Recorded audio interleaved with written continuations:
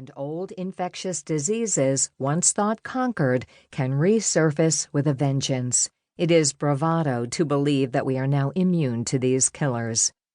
Advances in public health and clinical medicine have reduced infant mortality and raised average life expectancy dramatically, at least for the people of the affluent nations of the world.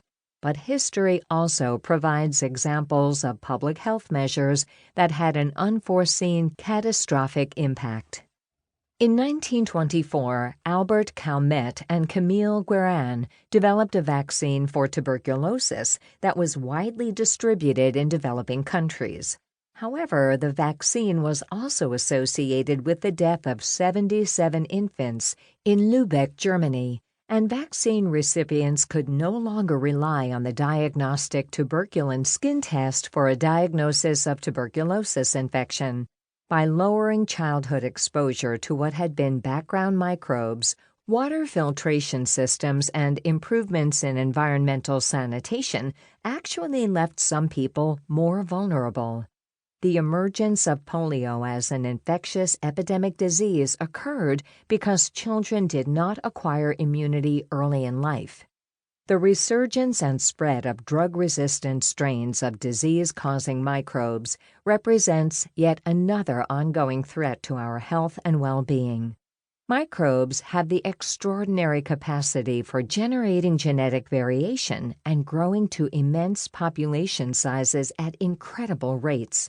For microbes, minutes are tantamount to years. Natural selection sorts out the best adapted microbes, fueling an engine of rapid evolutionary change and improvement.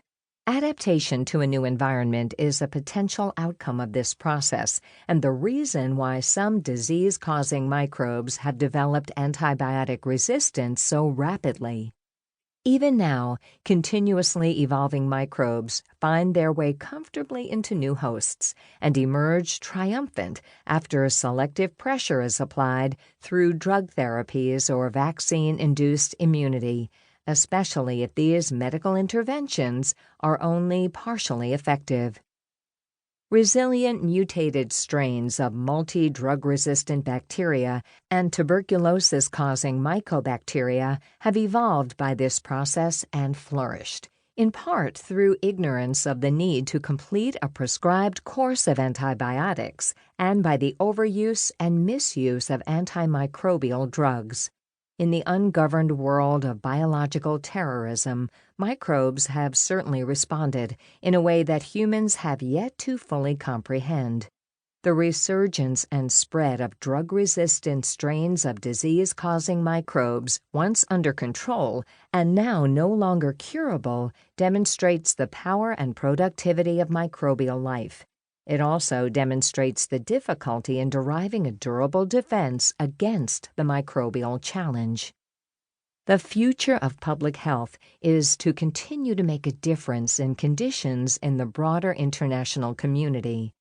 The challenge is to adapt our public health strategy to control environments and modify behaviors in a constantly changing world.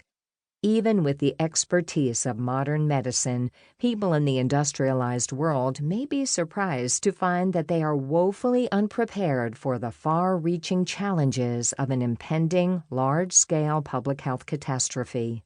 We need to develop new and continuing global partnerships with an ambitious, comprehensive agenda to readdress public health policies for the intervention and prevention of epidemic infectious disease.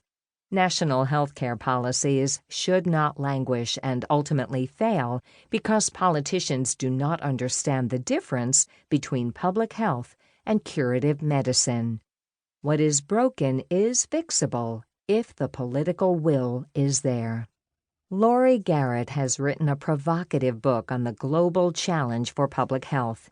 In a world in which disparities in the health and well-being of populations in industrialized and developing countries are widening, and the benefits of public health and disease prevention on life expectancy are not shared, the potential for a global health catastrophe looms large.